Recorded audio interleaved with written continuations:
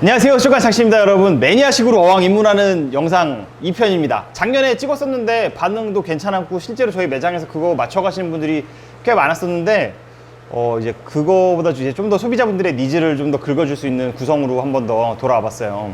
그 당시엔 아마 제가 30배럭으로 소개했을 텐데 오늘은 30큐브로 해볼게요. 근데 어차피 구성은 똑같아요. 구성은 똑같은데 여러분들, 물고기라는 거는 무조건 클수록 좋아요. 물에 사는 고기이기 때문에 되도록 넓은 거 쓰는 게 좋은데, 이제 키우고 싶은 어종이 뭐냐에 따라서 평수가 좀 그래도 룰 같은 게 있기 때문에 여러분들이 되도록 이제 남들이 권하는, 매니아들 많이 하는 방식으로 하시는 게 입문하기는 참 좋으실 거예요. 그래서 제가 오늘 가지고 온 거는 30, 30, 30짜리 큐브예요. 이 어항은 여러분들이 입문하시기에도 가장 가볍게 하기 좋고, 구피를 하든 코리를 하든 안시를 하든 일단은 시작을 아주 잘할 수 있어요. 근데 결국에는 새끼가 나오면 어항을 하나 더 사셔야 되기 때문에 제가 작년에는 30배럭 30에 45, 45짜리 수조를 가지고 영상을 찍었었는데 오늘은 이걸로 한번 해볼게요. 제가 요즘 장사하면서 많이 느낀 건데, 일단은 뭐 여러분들 물생활에 정답은 없다지만 무한수를 하고 싶어 하시는 분들이 굉장히 많으세요. 그래서 저희 매장에 실제로 오셔서 무한수 하시는 분들도 많이 오세요. 많이 오셔서 생물 데려가시는데 이제 뭐 연락 좀 받다 보면 물고기가 좀 이렇게 아프고 이런데도 환수를 안 하시는 게 이제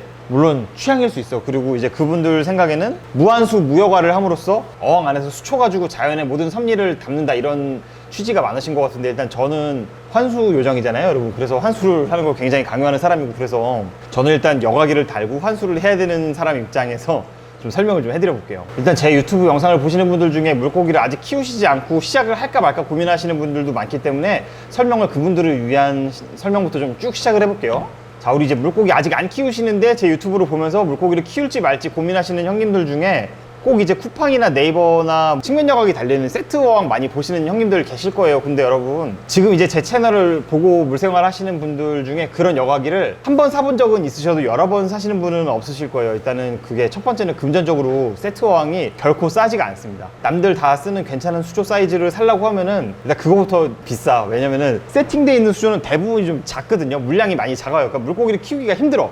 근데 이제 거기다가 측면 여과기를 많이들 껴주죠. 근데 제가 원래 측면 여과기를 준비를 하려고 그랬는데 제가 측면 여과기를 팔지를 않다 보니까 준비를 못했어요. 일단 측면 여과기 안에 들어있는 여과제 자체가 폴리나젤이라 그래가지고 여과기에 비해서는 많이 여과제 수준이 많이 떨어져요. 그리고 일단은 대상 어종한테 수료를 좀 과하게 제공할 가능성도 있기 때문에 저는 그걸 사실 권하지는 않아요. 그런 의미에서 대부분의 이제 매니아들은 그걸 안 쓴다고. 근데 저도 그랬어요. 저도 처음에 물고기 입문할 때는 동네에서 뭔가 세트로 사는 게 이게 좀 싼 거 같으니까 시작을 했는데, 여과에다만큼은 절대로 돈을 아끼시면 안 돼요, 여러분. 어항을 안 사더라도, 어항을 고무다라이에서 키우는 한이 있더라도 여과기에다 돈을 아끼시면 안 됩니다, 여러분.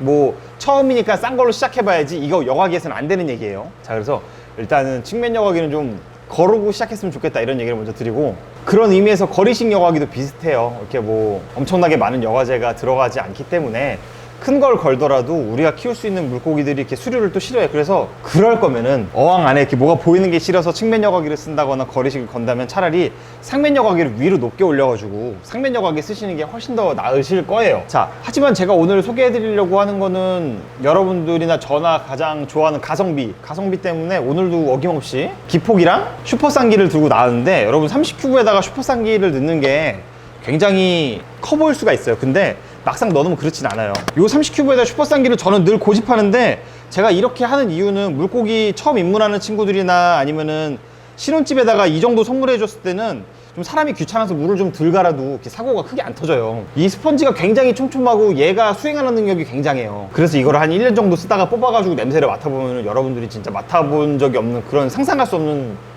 아주 시궁창 냄새가 나는데, 그만큼 얘가 빨아당기는 역할이 크기 때문에 요거 하나 이렇게만 달아주셔도 진짜 괜찮아요. 근데 제가 작년 매니아 영상에서는, 매니아식 세팅 어항에서는 여기다 박스 저면 여과기를 말씀을 드렸었는데, 오늘은 버블 여과기를 여러분한테 보여드리려고 해요. 여러분, 이거 까서 한번 보여드릴게요. 제가 여과제는 미리 담아놨는데, 여과제는 섭스를 달았어요. 중국산 섭스를 달아놨는데, 오늘 영상에서는 어항에다가 요거 넣는 걸 한번 권해드려 볼 거예요. 얘 역할이 하는 게 뭐냐면, 여러분, 일로 이물질이 들어가는 건 아니에요. 이물질은 여러분이 직접 사이펀으로 제거를 해주셔야 됩니다. 그런데 물이 일로 빨려 들어가긴 빨려 들어가요. 근데 막 구피 똥이나 안시 똥 이런 게 절대 들어가진 않아. 그래서 이 여과기를 뭐 몇 년 쓰다가 뒤집어도 그러니까 이물질이 무슨 다른 여과기 쓰는 것만큼 막 사악하게 막 엄청나게 막 많이 나오진 않아요. 물론 이제 조명을 켜놓는다거나 어항에 당연히 생물이 들어가다 보면은 갈조나 녹조 같은 거는 생길 수가 있겠죠. 근데 겉에만 더러워질 뿐이지 막 속에 막 때가 차진 않는다고. 근데 이걸 굳이 왜 쓰냐? 여러분들 호기성 박테리아가 말 그대로 산소를 좋아하는 박테리아예요. 그래서 이 친구들이 살기 위한 최적의 집을 마련해 주는 건데, 이게 왜 중요하냐면은 물고기들이 이제 똥을 싸면 똥똥 있잖아요, 암모니아. 이거를 빠르게 분해시켜주는 친구들이 살고 있는 집을 마련을 해주는 거예요. 저희 같은 경우는 저는 집에 있는 것도 4년 동안 리셋을 한 번도 안 했고, 이 영상을 찍기 위해서 어제도 확인을 해봤는데, 보시면 이 붕어어항의 버블 여과기가 저희 매장엔 다 있어요. 저희 매장에 구피어항이고 모든 어항에 이 버블 여과기가 다 들어가 있는데, 뒤집어봐도 이렇게 뭐가 이렇게 안 나와요. 스펀지 여과기는 한번 빨면 진짜 그 세상 더러운 것들이 다 나오는데, 이 버블 여과기는 진짜 그냥 뭐라고 얘기해야 돼? 그냥 진짜 잔가루 나오는 느낌? 그 정도밖에 안 나온단 말이죠. 그러니까 얘가 여러분들한테 눈에 가시적으로 보이는 그런 여과력은 없어요. 하지만 이걸 넣으면은 약간 과장 보태서 물이 안 깨진다는 얘기죠. 그래서 제가 손님들한테 그런 얘기 많이 해요. 환수 미루지 말라고 얘기하는 거는 환수를 해야 될 때 미루지 말라는 거지, 환수를 이렇게 뭐 매일 해라 자주 해라 이런 얘기는 아니거든요. 그래서 제가 손님들한테 항상 알려드리는 게, 먹이량 조절을 잘해서 먹이가 부패하지 않게. 이 소형어들이 싸봐야 얼마나 싸겠어요. 이렇게 막 엄청 싸진 않거든요. 물론 안시 같은 애들은 똥을 싸도 이게 식물성 똥을 싸기 때문에 분해가 잘 안 되기 때문에 많이 보일 수는 있어. 하지만 이게 구피 같은 소형어들 사실 별로 이렇게 뭐 싸는 게 없어요. 이거 그냥 유기물 정도만 제거해주면 된다는 얘기지, 막 매일 뭐 꾸준히 막 20% 30%씩 매일 갈라는 얘기는 아니거든요. 근데 이제 얘를 넣는다는 거는 어항 내에 살고 있는 호기성 박테리아, 우리가 필요한 호기성 박테리아의 집을 마련해주는 의미에서는 이게 굉장히 유효하다는 거죠. 그래서 박스 저면 여과기랑 원리가 다르죠. 박스 저면 여과기 같은 경우는 위에로 들어가서 이제 이물질이 바닥에 깔리고 맑은 물이 위로 나오는 구조라면은, 얘는 그냥 그런 거 없어요. 그냥 일로 그냥 물 들어가서 그냥 호기성 박테리아 계속 그냥 뿜뿜 살고 있는 그런 집을 마련해 주는 건데, 이게 찾는 분이 많아가지고 제가 다른 데 의뢰를 해가지고 이제 저희 매장 사이즈에 맞게 또 제작을 해서 지금 매장에서 판매를 많이 하고 있어요. 근데 진짜 이거만한 게 없어요. 여러분들 외부 여과기 살려고 고민하시는 분들 중에 그런 생각 안 해보셨어요? 외부 여과기 왜 쓰지? 외부 여과기 그냥 옆에 큰 물탱크 하나 더 있고 그냥 거기다가 여과제 깔아놓고 돌리는 거잖아요. 결국에는 여과제 좋은 거 쓰고 싶고 여과력 증대시키기 위해서 외부 여과기 쓰는 거고, 보통 물고기를 고가 어종을 키우시는 분들일수록 외부 여과기를 많이 쓰세요. 그게 왜 그런 거겠어요? 물을 깨끗하게 해주기 위해서인데, 하여튼 그래서 이 섭스를 넣는 의미도 있습니다. 거의 수족관 쪽에서 유통되는 여과제 중엔 거의 최상의 여과제라고 봐도 무방하고, pH 버퍼도 나쁘지 않고 괜찮아요. 자, 그럼 외부 여과기 말 나온 김에 여러분들 외부 여과기 쓰시는 분들 계세요? 외부 여과기를 쓰시면서 어떤 생각을 해보셨어요? 야, 우리 집은 물고기들이 똥을 엄청나게 많이 싸고 물이 지저분하니까 외부 여과기가 물을 엄청나게 많이 빨아당겨서 뱉어주니까 이 똥들이 외부 여과기로 들어갈 거야, 이런 걸 기대하고 쓰시는 형님들 많이 계시죠. 근데 안 그런 분들도 계세요. 우리 물고기들이 똥을 많이 싸, 이거는 청소는 내가 해주는 거야. 대신에 이 외부 여과기에 똥들이 들어가는 건 내가 최대한 내가 노동으로 막아주되, 외부 여과기 안에 들어가 있는 대량의 여과제에 여과 박테리아가 살 수 있는 그런 물을 항상 내 어항에 제공하려고 외부 여과기를 쓰시는 분들도 계세요. 제가 지금 이쪽에 속하는 사람인데요. 외부 여과기 청소해 보시면 좀 여러분들 놀라실 때 많죠.